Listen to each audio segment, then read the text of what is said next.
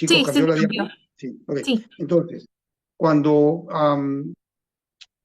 hablamos de disfagia y de disfagia esofágica de tipo motor, se me atraca un poco de líquido, un poco de sólido, es intermitente, etcétera. Usualmente en una persona joven yo digo, ok, esto parece un trastorno motor. De todas maneras, le hacemos una endoscopía para descartar obstrucción de ningún tipo y después pienso en los trastornos motores. Si ustedes ven en la línea de abajo, a lo último, y vemos qué cosa es lo normal es que tenga una peristalsis esofágica progresiva de buen tono que coincida con la línea verde, que es una relajación del esfínter normal.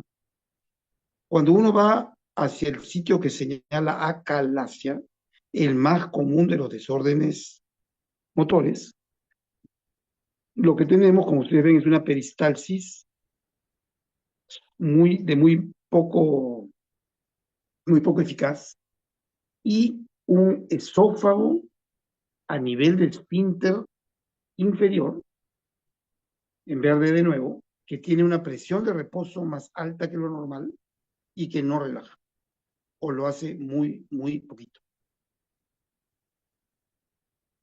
¿Ok?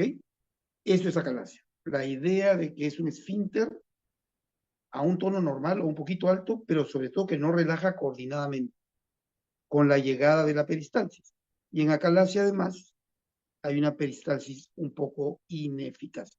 Por eso da la imagen radiográfica que se ve ahí de un esófago como que no tiene contracciones, que se ha ensanchado y que retiene el contraste.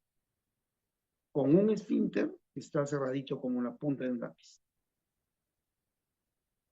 Cuando uno habla de eso y la pregunta va a lo siguiente, ¿cómo manejo? Aunque esta diapositiva es un poquito cargada, quiero que nos fijemos en los cuadrados naranja, porque el cuadrado naranja dice dilatación neumática y eso es lo que usamos habitualmente. ¿Se puede operar? Por supuesto. Si la persona es muy joven, de repente uno con muy bajo riesgo quirúrgico, uno podría considerar, pero yo no creo que nadie va a operar si antes no ha intentado por lo menos una vez una dilatación neumática. Entonces, contestemos esta pregunta en sentido positivo, como cuál es la acción terapéutica más comúnmente usada, y la respuesta debería ser la que dijo el compañero, dilatación neumática. El diagnóstico es manométrico, el síntoma es disfagia motora y la terapéutica es dilatación. Para pasar a otra pregunta, ¿alguna duda? Ese es el momento de la interacción, jóvenes.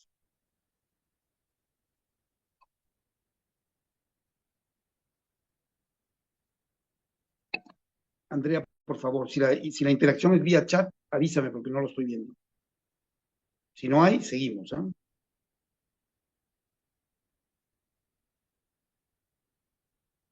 No hay. doctor, Sí, entonces habría una hipertonía, ¿no? Con respecto a la no, calaza, ¿o no? no necesariamente. Usualmente hay un tono un poco alto, pero no es lo más característico. Lo que hay es una ausencia de relajación. Como tú ves acá, el tono basal sí está un poquito elevado acá, pero ese es un sí o no. O sea, puede haber acalacias a tono normal, pero que no relaja. Entonces, la característica manométrica principal no es ser hipertono, es ser no relajante. Gracias, doctor. Gracias, Eduardo. Perdón. Chévere. Ok, Eduardo está perfecto. Seguimos. Unos segundos para leer esto y espero una respuesta. Y que vayan variando, por favor, los que contestan para tener más interacción.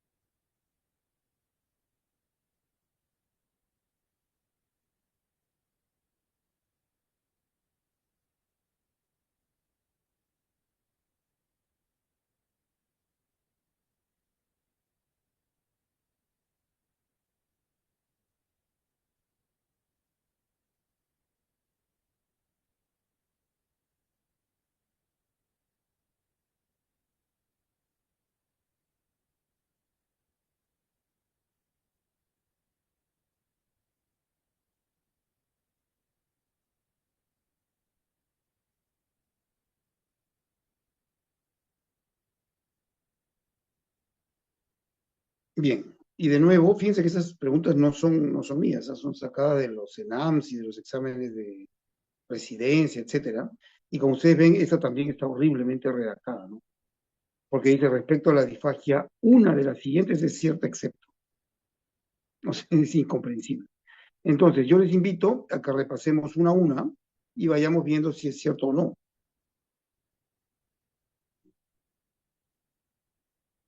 ¿Quién me quiere ayudar y va contestando?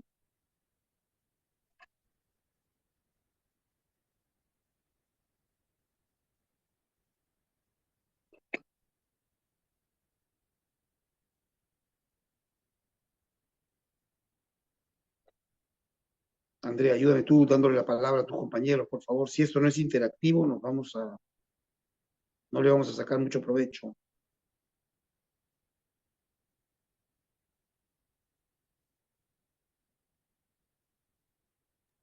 Sí, doctor.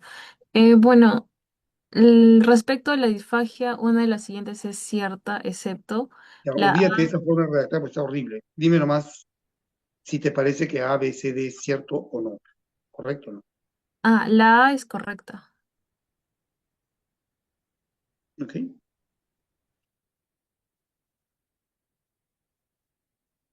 Sigue. La B también es correcta. La C también. La D es la incorrecta y la E también es correcta. ¿Están todos de acuerdo?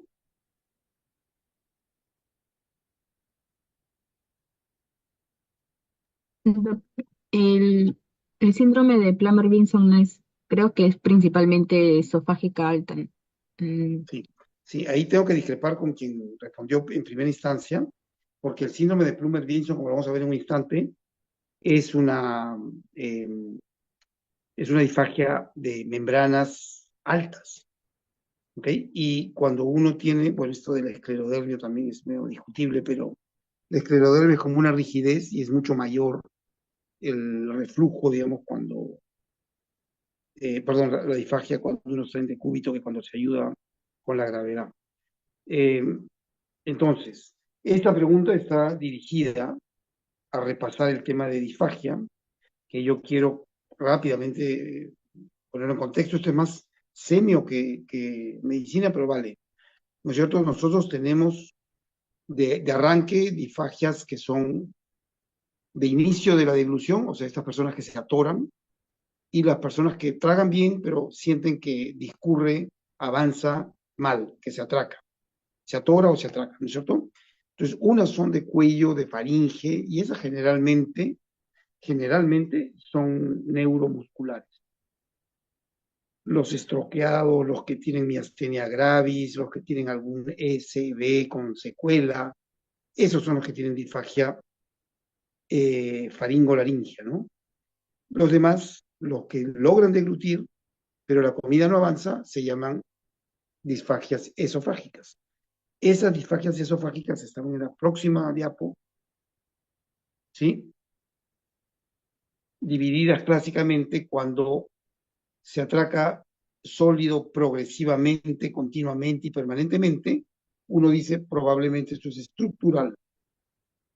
Y estructural, normalmente uno piensa en cosas benignas como estenosis, como anillos y membranas, como eh, y cosas malignas como cáncer, ¿no? Depende del contexto. Cuando por el contrario la cuestión es sólida y líquida, intermitente, y a veces sólido pasa y el líquido no, así, uno dice que eso parece dismotilidad. Ahí está la calasia que hemos visto, ahí están los espasmos difusos, y en el otro lado, como decía, están los cánceres, las estenosis pépticas y los rings and webs, que son el caso del Plummer-Vinson. ¿Ok? Eh, creo que es un poco el repaso en general de disfagia que les puede aplicar al si hay alguna pregunta. Y en el caso particular del Plummer-Vinson, que quizás es de esos el que uno puede no recordar, son membranas a nivel alto, como lo señala la radiografía y se ve en la imagen endoscópica, asociadas a deficiencia de hierro, ¿no? Anemia ferropénica con disfagia esofágica estructural es como para sospechar tumor. Y la disfagia ilusoria, que es otro término que a veces confunde un poco, es el aplastamiento, por así decirlo, del esófago por una arteria medio aberrante que, eh, que nace del callado aórtico, que comprime el esófago y que característicamente se asocia con esto que dice aquí. Hay una asimetría de pulsos, de lo más raro, ¿no? Tumor Vinson tampoco es tan común, en cambio, acalasia o estenosis péptica o cánceres son un poco más comunes. Entonces, eso en cuanto a disfagia, esófago.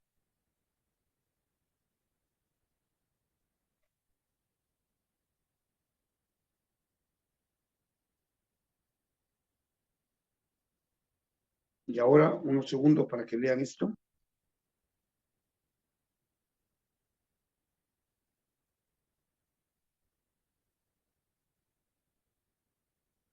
TAT es sensación de alza térmica.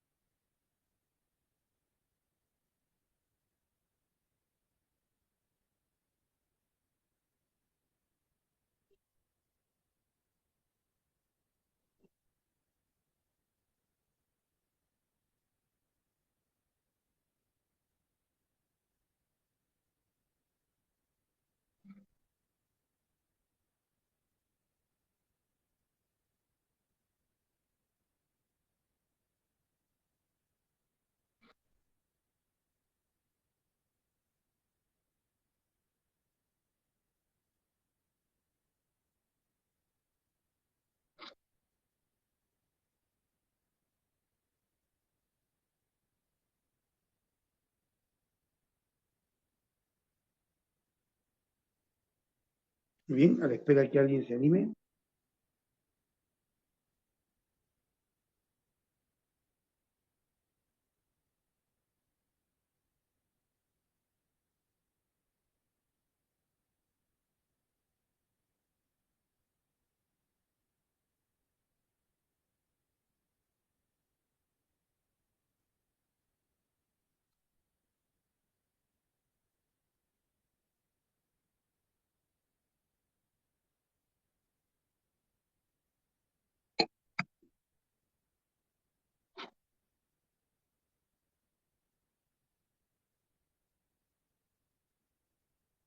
Doctor, disculpe, Adelante. Eduardo, yo creo que sería una hepatitis aguda por virus A, y se le solicitaría una IgM para virus de hepatitis A.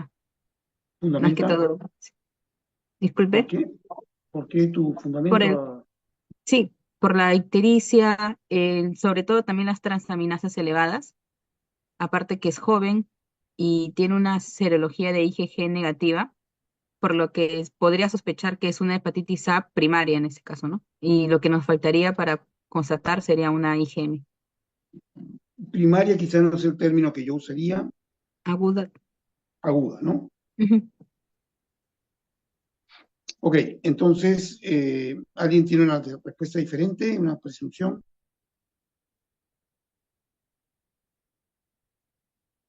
¿Alguien? ¿Todo de acuerdo? Muchacho. Ya. Eduardo, ¿me escuchas? Sí, sí. Estoy considerando también que podría ser, o sea, faltaría el antecedente de si ha consumido medicamentos de forma muy reciente, eh, como para poder descartar una hepatitis medicamentosa, porque también podría de todas formas encajar con el patrón, y si se le administraría más paracetamol, digamos que puede haber consumido un blister de paracetamol enteros por X razón y podría llegar a dar este cuadro agudo. Bueno, el dato está en la propia historia. Pero solo no dice que anterior, que justo ha tomado tampoco, no se le ha preguntado, digamos, si viene Bueno, tomando varios medicamentos. ahí dice la dosis Solo, total. eh, pero claro, ese es al ingreso de emergencia, no antes de la emergencia, quizás. Chochera dice que ha tomado en total 1 gramo. Ahí, ya. Ok. ¿Qué piensas? Justamente ese dato en la historia está para que consideres que puede haber una hepatitis aguda medicamentosa y en eso estás muy correcto. El asunto es que también sepamos que una dosis de paracetamol de 2 tabletas de 500 en una persona que se sintió mal no va a dar de ninguna manera una hepatitis aguda de este tipo, ¿no? Estamos hablando de 8 o 10 gramos. Entonces, sí, pensaría en la 4 hepatitis aguda por virus A, y sí buscaría la IgM de este virus. Correcto. Entonces, ya tenemos 2 con esa respuesta. Esta pregunta me permite, antes digamos, decir la respuesta correcta es tal, ustedes mismos la van a saber, es poder recordar que cuando les presenten en un examen o en la vida real una historia como esta, que obligue a la interpretación del perfil hepático, háganlo en forma sistemática y ordenada. Miren los valores de este paciente, ¿eh? Y recuérdenlos o volvemos. Entonces, yo lo que digo, ese paciente bien ictérico está con bilirrubina directa o indirecta elevada. ¿Cuál de las dos? En este caso claramente dice, es un discreto aumento de 3 con predominio directo.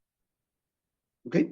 Si es directo, me iré hacia el lado del algoritmo negro, que es directo, y me pregunta, ¿las pruebas hepáticas son normales? Obviamente no, son pruebas hepáticas alteradas. Y entonces digo, a patrón hepatocelular o a patrón colestático. ¿Ustedes qué dicen? ¿Esto es hepatocelular o colestático? Hepatocelular. Claramente, ¿no? Si 40 es el límite de las transaminasas o 35 y 120 es la fosfatasa elevada está elevada 2 veces, 3. La otra está elevada, ¿cuántas? 10, 20 veces, no más. Entonces, es un patrón hepatocelular, TGO, TGP. Si ahí tengo una elevación a predominio de TGO-AST, TGO o ACT sobre TGP, ALT, entonces diré, eso tiene la característica de alcohol. ¿Tiene esta una AST mayor que la ALT? De ninguna manera. Tiene lo contrario, ¿correcto? Y entonces diré, ok, esto es cualquier cosa menos alcohol. ¿Podría considerar lo que han dicho ahí, drogas, fármacos? Sí. ¿Tiene un fármaco en la historia? Sí. A una dosis ínfima, ¿no? La que cualquiera de nosotros. Un panadol en la mañana, uno en la noche, y ya. Eso no causa daño a nadie. Entonces, y nos ponemos en el contexto de una persona joven, ¿sí? Con malestar, o sea, con toda una virosis, cuya ecografía es normal, cuya transaminasemia es elevada y a predominio de ALT. Mi diagnóstico, antes de ver ninguna opción, es una hepatitis viral aguda. La más común es A, pero de nuevo, y ahí tengo que darles la razón, la hepatitis viral aguda, y en este caso tipo A, se detecta, se busca y se diagnostica con IgM, ¿correcto? El IgM es la clave para agudeza en hepatitis A, en hepatitis B, en hepatitis E de Eduardo. Siempre estoy buscando agudeza con IgM presente. Entonces, para no confundirme mucho en serologías, busco, si creo que es agudo, IgM. Entonces, la respuesta correcta es la que ustedes han dado. Un IgG negativo no me dice nada.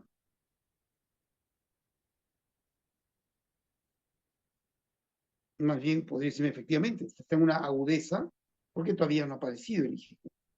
Y lo correcto es decir, yo insisto en que mi diagnóstico clínico es hepatitis viral aguda y le pido su IgM anti-A. Esto.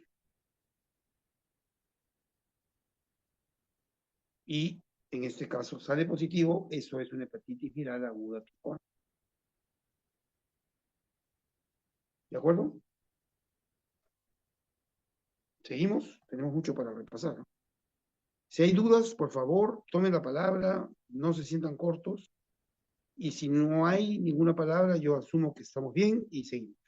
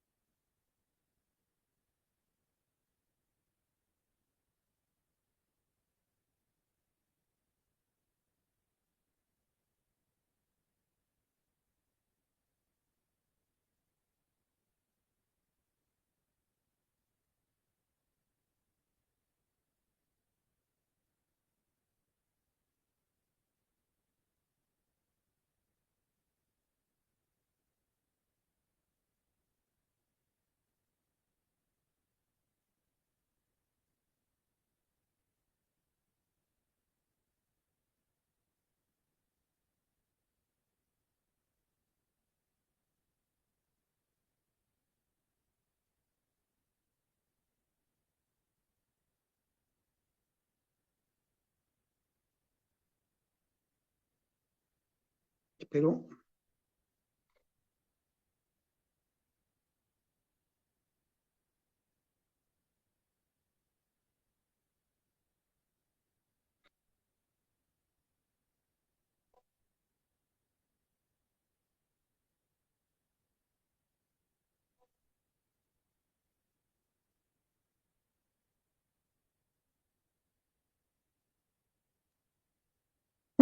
¿Podría ser carcinoma de cabeza de páncreas? Ok, la razón, ¿cómo lo razonas eso, por favor? Ah, es que, bueno, más me refería como, dice que no presenta un dolor abdominal. Asumo que es bueno la palpación, no va a presentar ese dolor y más que nada lo relacionado con el signo de Courvoisier, que era al, bueno, no dolor a la palpación y lo relaciona más que nada con eso.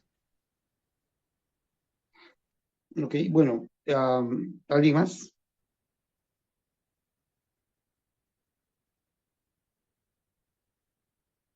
¿Algún tip en general, ¿no? Yo veo un adulto mayor, que viene por un síndrome ictérico, inmediatamente pienso adulto mayor, aún más si es varón. Eso no suena a buenas noticias, ¿no? Eso suena a lo que llamamos una cáncer periampular, que incluye una serie de cánceres, cabeza de páncreas, duodeno, colédoco, distal, en fin, ampolla, por supuesto. ¿Ok? Ahora, si además tiene coluria y sobre todo acolia, estoy imaginándome la vía biliar obstruida. Tendré que hacer, por supuesto, el repaso del perfil hepático. En este caso no nos lo dan, pero sí nos dicen que tiene una masa palpable. Esto, que si lo pueden ver, no sé cómo usar el puntero acá, pero si lo pueden ver,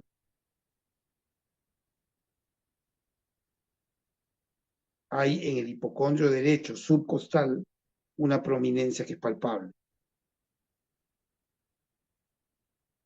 visible incluso, ¿no es cierto?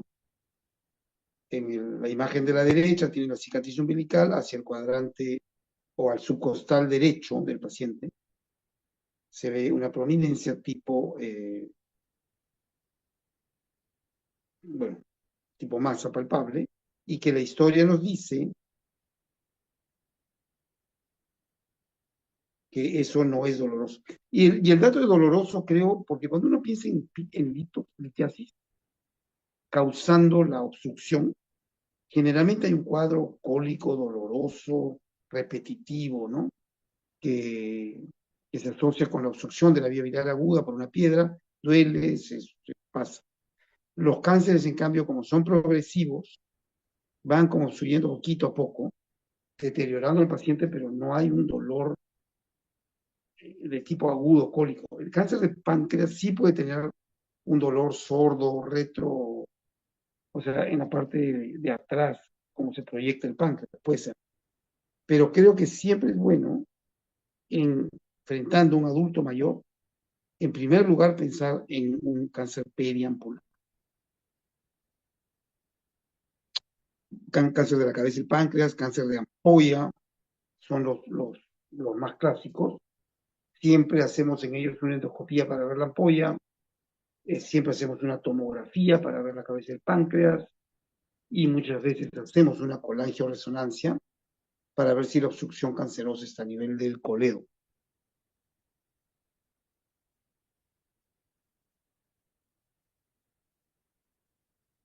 Entonces, este signo que describen, que está en la foto, es un signo de Courvoisier, una dilatación no dolorosa de una vesícula biliar por obstrucción de la vía biliar.